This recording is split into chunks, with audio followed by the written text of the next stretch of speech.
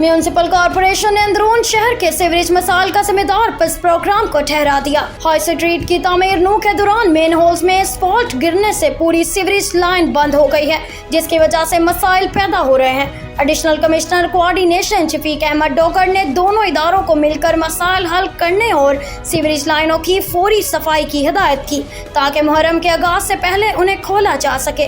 Commissioner office में मुनक्किदा municipal corporation और पिस programme के जायजा इजलास में उन्होंने कॉर्पोरेशन के मुतल्लिका अफसरान को सफाई के हवाले से उलमा कराम के चंद तहफ़्फ़ुज़ात से आगाह किया और उन्हें हल करने की हिदायत की। इजलास में director development doctor Saifullah, director local government Shahid रसूल वराइस, चीफ ऑफिसर शेख इशफाक अहमद, पिस प्रोग्राम के सिटी मैनेजर अली खान समेत दीगर महकमों के अफसरान ने भी शिरकत की।